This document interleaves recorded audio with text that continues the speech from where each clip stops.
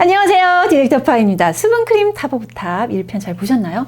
자, 2편에서는 여러분들이 댓글을 쫙 1200여 개 달아주신 질문, 답변 풀어보는 시간입니다. 수분크림은 누구나 남녀노소 다 바르기 때문에 정말 질문이 다양하게 많았어요. 그 중에 베스트 댓글 위주로 뽑아봤는데요. 먼저 올해 2019년 트렌드는 뭐냐면 수분크림 범위가 넓어졌다는 거예요. 재생이라고 우리는 성분이 들어가야 되고 장벽크림, 발효크림, 또 탄력크림, 뭐 젤크림까지. 수분크림이 진짜 수분인지, 수분의 기능성인지, 수분의 장벽 성분인지 성분 보고 확인하신 다음에 내 피부 타입에 맞는 거 고르실 수 있다는 거죠.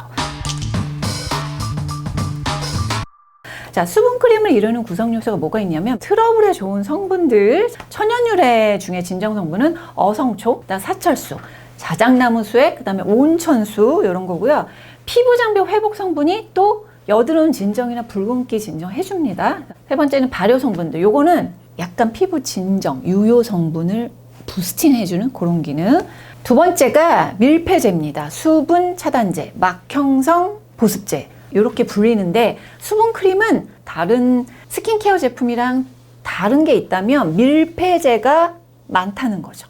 문질문질했는데 미끄덩미끄덩 하는 느낌 있지. 이게 밀폐제예요. 반드시 목 막는 건 아니니까 다 나쁜 건 아니라는 거. 수분 차단제, 부틸렌 글라이콜, 디카프릴레이트, 디카프레이트. 실리콘이 아닌데 실리콘 느낌을 내면서 피부 친화적인 에스터 오일이에요. 그 다음에 카프릴리 글리세라이드는 피지와 유사한 구조라서 친화도가 높고 피부 지질 장벽을 강화하는 데 도움을 주는 성분.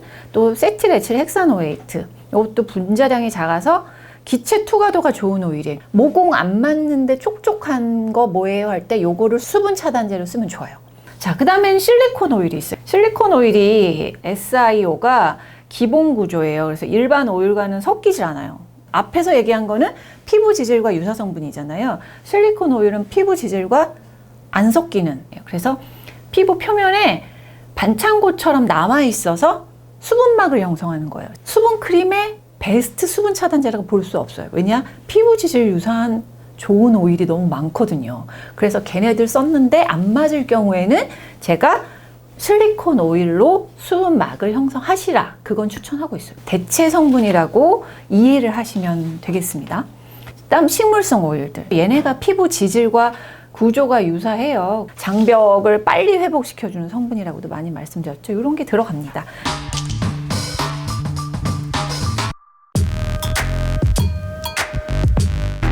자, 이건 피부 타입에 따라 다릅니다. 보습제라는 걸 다 발라야 되는데 그거를 로션으로 할 건지 에센스로 할 건지 수분크림으로 할 건지는 피부 타입에 따라 다르다. 이건 1편에서 자세히 살펴보시면 되겠습니다.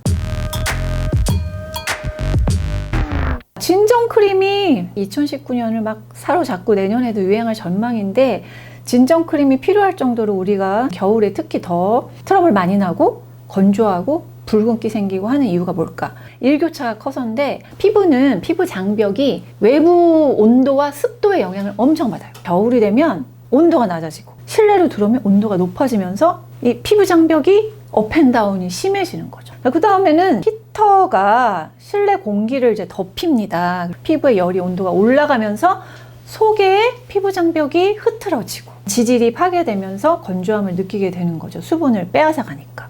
자, 그 다음에는 겨울에만 있을 수 있는 자극이 있는데 목도리, 그 다음에 이제 모직, 왜 코트 입고 스웨터 같은 걸 많이 입잖아요. 그럼 거기에 붙어 있는 뭐 진드기라든지 이런 것들이 있을 수 있고 또 얘가 마찰 때문에 얼굴에 닿아서 자극이 있을 수 있어요. 목이라든지 턱 쪽에 여드름 잘 나는 분들은 이런 부드러운 혼방 소재 이런 걸 입으시는 게 더 낫다는 거.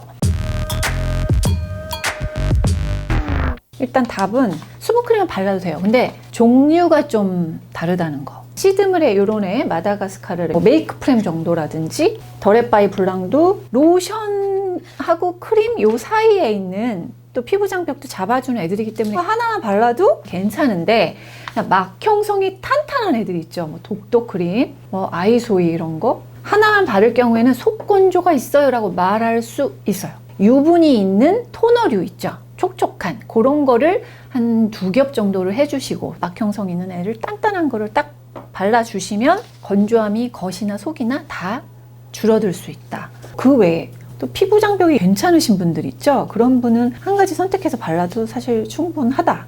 제일 중요한 건 피부 장벽을 항상성 있게 사계절 내내 유지시키는 게 제일 중요하다는 거죠. 속건조용, 수분감 가득 이런 수분 크림은 하나만 발라도 된다. 이렇게 정리할게요. 네, 됩니다.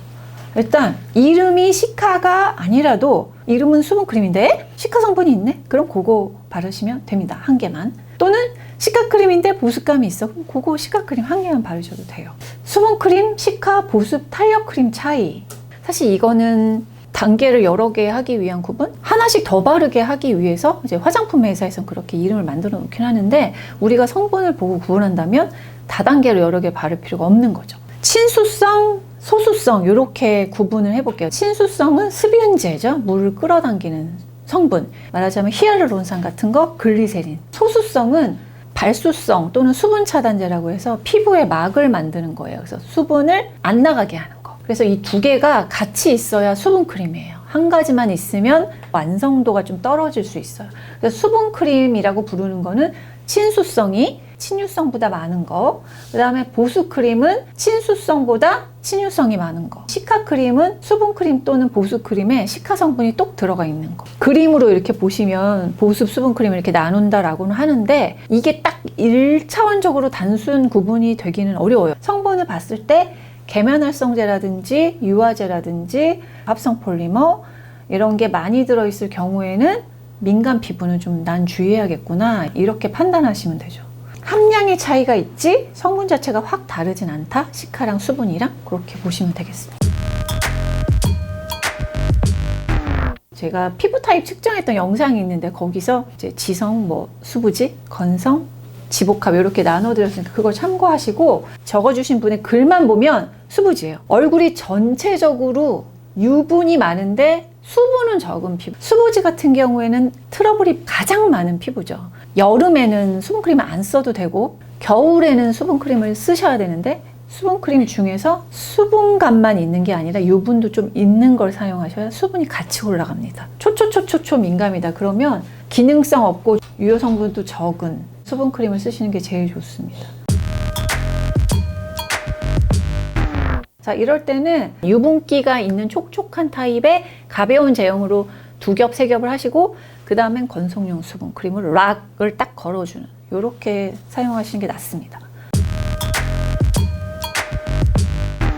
빌리프 키의 성분을 쫙 비교해보면서 설명을 드릴게요. 정체성이 다른 애는 아니다라는 거 알 수 있죠. 글리세린, 친수성, 하이드로제네이트 폴리데센, 스쿠알렌 이런 거는 아까 말한 친유성, 막형 수분 차단을 해줘가지고 수분 유분감을 피부에 남겨두는 그런 타입. 사용감이 좋고 화장이 안 밀린 그런 성분이 바로 P이지.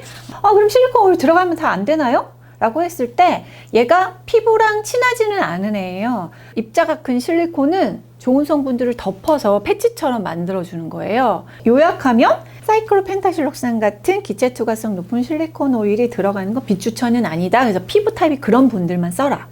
빌리프와 유사한 사용감의 제품은 메이크프렘, 제로이드, 라운드랩 독독크림 요 정도 있습니다.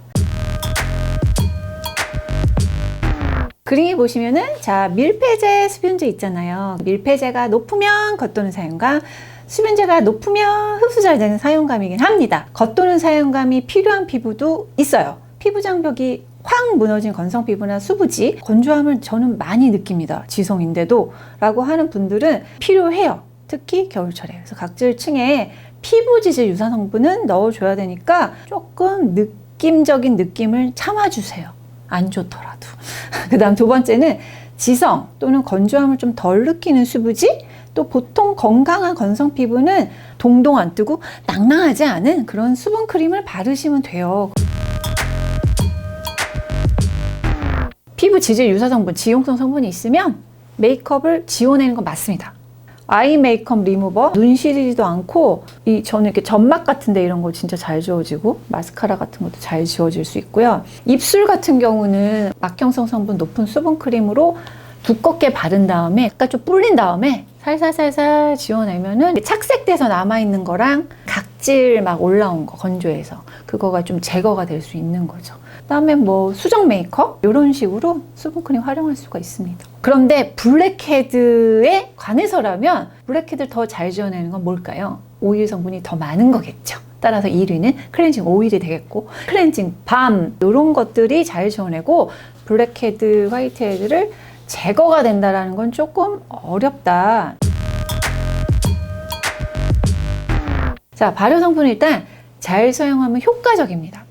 발효가 뭐냐면 화장품이 입자가 작아야 흡수도 좋고 효과가 좋잖아요. 원래는 화학 성분을 첨가해서 입자를 작게 해요. 발효는 자연적으로 입자를 작게 해주는 겁니다. 그래서 여기에 유익균을 많이 만들어 줍니다. 대신 보습력을 높이게 하거나 그런 건 아니에요. 초초민감은 주의하셔야 돼요. 발효 성분. 천연 성분 자체가 가지고 있는 특수한 에너지, 영양분, 성분이 있는데 그 안에 뭘로 구성되어 있는지 정확하게 100% 알기 어려워서 불특정 성분이 들어갔을 때 나한테 트러블이 생길 수도 있다는 점이 있거든요. 그런 점에서 그렇지 나쁜 성분이 절대 아닙니다. 첫 번째 클렌징 횟수 줄이기. 피부 장벽을 깨트리는 첫 번째 순위는 클렌징입니다. 이중 세안을 하거나 많이 문지르거나 강한 세정제를 사용했을 경우에 피부 장벽이 무너져서 이럴 때는 수분막이 강한 수분크림을 듬뿍 발라야 됩니다. 그래서 막을 여드름 패치처럼 착 만들어줘야 덜 손상이 돼요. 각질 제거 횟수도 줄이세요. 각질이 하얗게 떠요 라고 했을 때는 뺏겨내는 게 아니라 수분제를 발라서 없애야 돼요. 만약에 각질 제거를 꼭 해야 된다. 저자극 각질 제거제 제가 소개해드린 제품 사용하시면 되겠습니다. 그리고 물 많이 마시는 거 한 번에 많이 마시는 게 아니라 계속 지속적으로 마셔주는 게 좋아요. 샤워 물 온도 적당히 유지하기. 이게 뜨거운 물이 건조함을 일으킬 수가 있어요. 체온과 비슷한 36도 전후 그 정도로 샤워를 하자. 그다음에 온열 매트, 이것도 이제 비슷한 건데 온열 매트 같은 거를 이제 사용을 하면은 이제 몸이 열이 올라가는 거예요. 얼굴의 열 온도가 올라가면서 속이 건조해져요. 뭐 그럴 때 좋은 방법은 수분크림 듬뿍 발라놓기, 매트에서 잘 때도 그렇게 해주시는 게 좋습니다. 보습제가 얼굴 바르는 거면 당연히 몸에도 발라도 되고, 아까 말씀드린 밀폐제랑 수분제가 비율이 되게 좋으면은 얼굴에도 발라도 됩니다. 성분을 보고 와, 바디 제품인데 성분 됐다 좋다 이러면 얼굴에 발라도 되는 거죠. 성분을 보면 트러블이 나요 안 나요라든지 이런 거를 제외하고라도 되게 유익한 정보들을 내가 습득할 수 있어요. 화장품에 대해. 그래서 제가 이제 좀 보라고 말씀을 많이 드리고 있는 거기도 하죠. 이렇게 수분크림도 2019년 버전으로 아주 딥하게 파드렸으니 1편, 2편 꼭 연결해서 같이 보셔야 돼요. 피부 장벽을 탄탄하게 겨울을 나시기를 바랄게요. 여드름아 사라져라. 피부 장벽이야 탄탄해져라. 붉은기 홍조 없어져라. 주문 걸어드리면서 오늘 이만 마치도록 하겠습니다. 안녕. 빠밤.